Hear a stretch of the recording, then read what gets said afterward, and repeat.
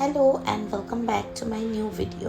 আজকে গেছিলাম Instagram famous একটি ক্যাফে আউট অ্যান্ড বিয়ন্ডে। তো চলো ভেতরটা তোমাদেরকে ঘুরে দেখাই। প্রথমেই ছিল ওদের বারিস্তো কাউন্টার, যেটি কিনা অপূর্ব সুন্দর করে সাজানো ছিল। ইভেন এই ক্যাফেটার প্রত্যেকটা কর্নারই খুব সুন্দর সাজানো। নেক্সট গেলাম হ্যাশট্যাগ ইনসাইড আউট যে জায়গাটা রয়েছে সেখানে সেলফি তোলার জন্য। ইভেন এদের প্রতিটা কর্নার অসম্ভব সুন্দর করে সাজানো।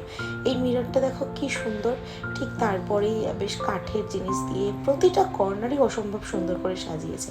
আর সব থেকে ভালো লাগলো কিছু হ্যান্ড পেন্টিং ওরা রেখেছে।